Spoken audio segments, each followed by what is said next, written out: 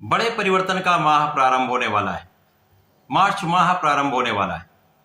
इस मार्च माह में कई बड़े परिवर्तन होने वाले हैं जो समस्त राशियों के लिए विशेष लाभ देने वाले हैं।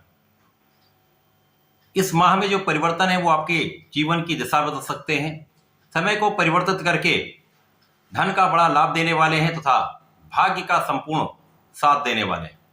जय श्री गणेश। नमस्कार, मैं आचार्य संजय द्विवेदी। मेरे समस्त प्रबुद्ध दर्शकों का मेरे चैनल पर हार्दिक स्वागत है। आज मैं वृषभ राशि का मार्च माह का मासिक राशिफल लेकर आपके सम्मुख उपस्थित हूं।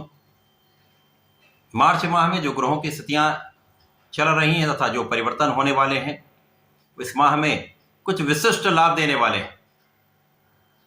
किस प्रकार के कौन से भाव में वृद्धि हो रही है, कहां कितना लाभ ले पाएंगे, कहां समस्या आ सकती है, उसका क्या निराकरण, संपूर्ण विश्लेषण मैं पूर्ण तर्क के साथ करने जा रहा हूं।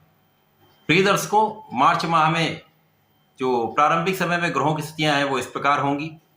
यहां पर आपके पंचम भाव में केतु का गोचर होगा, षष्ठम भाव में चंद्रमा होंगे, आपके भाग्य भाव में मंगल तथा शुक्राचार्य का गोचर चल रहा होगा, आपके दसम भाव में अत्यंत प्रबल स्थिति में शनिदेव होंगे, यहाँ पर सूर्यदेव भी होंगे तथा यहाँ पर बुध का गोचर चल रहा।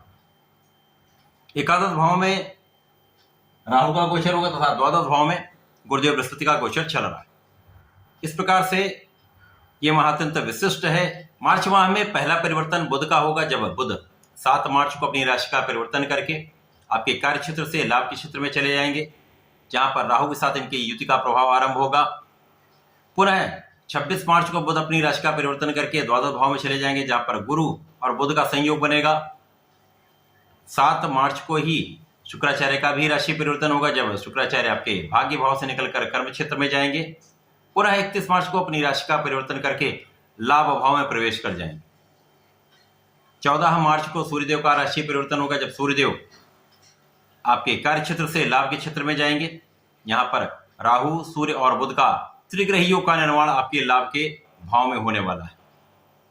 15 मार्च को मंगल का राशि परिवर्तन होगा, मंगल भाग्य भाव से निकलकर कार्य क्षेत्र में प्रवेश कर जाएंगे।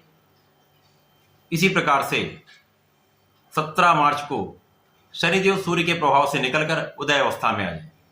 तो यह अत्यंत विशिष्ट माह रहने वाला है, जहां पर कई बड़े परिवर्तन हो रहे हैं जो विशेष रूप से लाभकारी। अब वृषभ राशि के लिए प्रारंभिक समय से ही यदि हम देखें तो शुक्राचार्य भाग्य भाव में रहेंगे। लग्न के स्वामी का यदि भाग्य से संबंध बन जाए या भाग्य के स्वामी का जब लग्न के साथ संबंध बन जाए तो ये एक बड़ा लाभ देने वाला होता है। आपकी लग्न को भी प्रबलता मिलती है, आपकी भाग्य को भी प्रबलता मिलती है, यहाँ पर भाग्य का संपूर्ण साथ मिलता है। अब यहाँ पर मंगल के साथ संयोग में है, जिसके कारण आप अत्यंत ऊर्जावान भी रहने वाले हैं। आपके अंदर ऊर्जा का प्रभाव श्रेष्ठ रहने वाला है तथा यहाँ पर आप अत्यंत परिश्रमी रहने वाले हैं। इस माह के प्रारंभ से ही आपके अंदर एक क्षमता में वृद्धि करने वाला समय आने वाला है जो आपको आगे बढ़ाने वाला है। मंगल शुक्र का संबंध, अब चूंकि यहाँ पर मंगल जो है द्वादश के भी स्वामी है तथा आपके सप्तम के स्वामी, तो यहाँ पर जीवन साथी के साथ सामंजस्य में वृद्धि का पूर्ण योग है। आपसी प्रेम में वृद्धि होगी, तो जो कहीं ना कहीं एक सामंजस्य में कमी हो रही थी वो सामंजस्य में कमी दूर होगी। आपसी प्रेम बढ़ेगा। साझेदारी का विशेष लाभ आप यहाँ पर लेने वाले हैं। साझेदारी में बड़ा एक परिवर्तन होगा, एक बड़े अवसर की प्राप्ति आपको हो सकती है, जिसके कारण आप एक बड़ा धन का लाभ लेने वाले, क्योंकि यहाँ पर आपके भाग्य का संपूर्ण साथ मिल रहा है। इसी प्रकार से आपका कार्यक्षेत्र इस माह में सर्वश्रेष्ठ लाभ देने वाला है। वृषभ राशि के जातकों के लिए मार्च माह कार्यक्षेत्र में संपूर्ण रूप से सफलता देने वाला है। नई नौकरी का योग बनाने वाला है, बड़े अवसरों की प्राप्ति कराने वाला है। निश्चित रूप से इस समय में आपके कार्यक्षेत्र अत्यंत सफल रहने वाला है, चाहे वो आपका व्यापार हो, चाहे आपकी इंडस्ट्री हो, चाहे आपका प्रोफेशन हो अथवा नौकरी हो। सभी क्षेत्रों में आप विशेष रूप से लाभकारी स्थिति में रहने वाले। जो लोग सरकारी नौकरी में है, प्रशासनिक सेवाओं में है, उनके सामर्थ्य में वृद्धि का योग बन रहा है, उनकी क्षमता में वृद्धि का योग दिख रहा है तथा उनके पदभार में एक बड़ा परिवर्तन करके बड़ा लाभ दिख रहा है। जो लोग स्थानांतरण चाह रहे हैं तो उनको मन के अनुरूप यहाँ पर स्थानांतरण मिल सकता है, मन चाही पोस्टिंग मिल सकती है। यहाँ पर संपूर्ण रूप से सूर्य, बुध और शनि का संयोग आपके लिए विशिष्ट योग बना रहा है, जो आपके कार्य क्षेत्र को अत्यंत श्रेष्ठ लाभ देने वाला है, प्रगति का अवसर देने वाला है। साथ ही साथ यहाँ पर शनिदेव अत्यंत कारक भी हैं। शनिदेव यहाँ पर भाग्य तथा कर्म के स्वामी हैं, जिसके कारण यह समय आपके लिए सर्वश्रेष्ठ प्रभाव देने वाला है, सर्वश्रेष्ठ लाभ देने वाला है, अत्यंत यश की प्राप्ति कराने वाला है। अब सूर्य जब है तो सूर्य तो राजा है, शासन प्रशासन है, शासन सत्ता है, नेतृत्व है, तो नेतृत्व का गुण अत्यंत प्रबल रहेगा आपका। शारीरिक बल भी आपके अंदर होगा, बौद्धिक बल भी आपके अंदर होगा, आप अत्यंत परिश्रमी रहेंगे तथा यहाँ पर नेतृत्व का गुण आपको संपूर्ण रूप से सही निर्णय कराने वाला है। आपके निर्णय सटीक रहने वाले हैं, दृढ़ रहने वाले, जिसके कारण आपको संपूर्ण सफलता मिले। लोगों का पूरा सहयोग आपके साथ रहने वाला है। जो लोग राजनीति में है विशेष रूप से उनके लिए सर्वश्रेष्ठ समय है। इस समय में अपना परिश्रम आप लगा के रखें, परिश्रमी बने रहें, लोगों का सहयोग प्राप्त होगा। लोगों के साथ आप सहयोग बनाकर रखेंगे, सामंजस्य बनाकर रखेंगे तो एक बड़े पद की प्राप्ति भी आपको हो सकती है। यह समय आपको आगे बढ़ाने वाला है, आपके नाम को आगे बढ़ाने वाला है। साथ ही साथ यहाँ पर आपका लाभ भाव, यहाँ पर राहु का गोचर है। यद्यपि यहाँ पर राहु की उच्च राशि वृषभ राशि है, परंतु राहु का जो नकारात्मक प्रभाव है वो लाभ तो बढ़ाएगा, परंतु यहाँ पर संतान के स्वास्थ्य में कुछ निर्बलता दे सकता है, प्रेम संबंधों में एक भ्रम की स्थिति डाल सकता है। जो लोग विद्यार्थीगण हैं, विद्यार्थीगण के पढ़ाई में मन कुछ कम लग सकता है, यहाँ पर ध्यान देने की आवश्यकता हो, क्योंकि यहाँ पर बुद्धि का भाव तथा ज्ञान का भाव बुध का है। बुध शनि के साथ होंगे, यहाँ पर मित्रवत हैं, परंतु जैसे ही बुध का राशि परिवर्तन होगा और राहु के साथ इनका संयोग बनेगा तो एक जड़ दोष बन जाता है, तो बुद्धि जड़ हो जाती है। इस समय में विशेष रूप से आपको सावधान रहना होगा, संयमित रहना होगा, मन को भ्रमित होने से बचाना।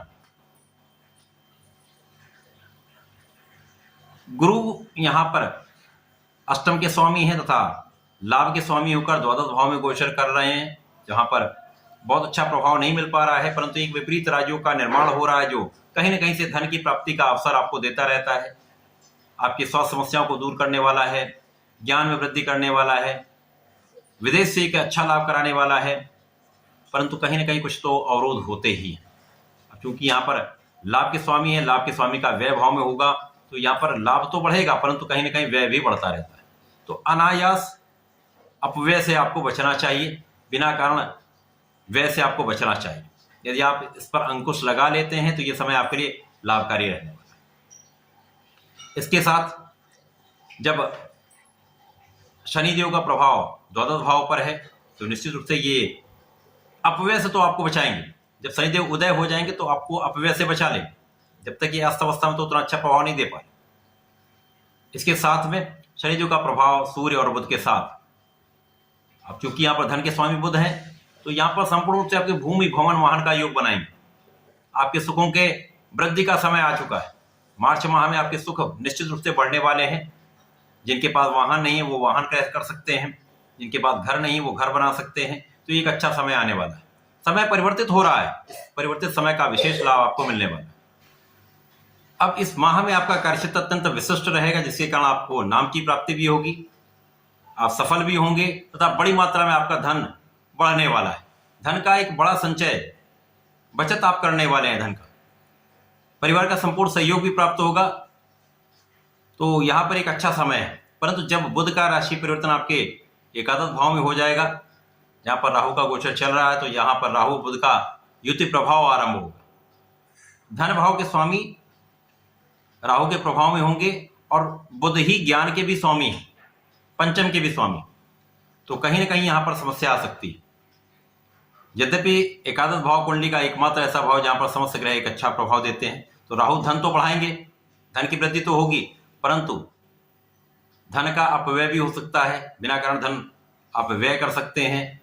लेकिन सबसे अधिक समस्या आपके पंचम भाव पर पड़ने वाली, जहाँ पर ज्ञान के भाव में समस्या आ सकती है। यहाँ पर जो विद्यार्थी गण हैं उनका मन भ्रमित हो सकता है, क्योंकि यहाँ पर जड़ दोष बन जाएगा, बुद्धि जड़ हो जाती है, तो सही समय पर सही निर्णय नहीं कर पाते हैं, मन भ्रमित हो जाता है, जिसके कारण आप कल्पनाशीलता में चले जाते हैं, पढ़ाई में मन नहीं लगता, उचट जाता है, तब यहाँ पर संतान पक्ष भी कुछ निर्बल होता है, संतान के स्वास्थ्य में कुछ समस्या हो सकती है, तो यहाँ पर आपको बहुत ध्यान देना होगा।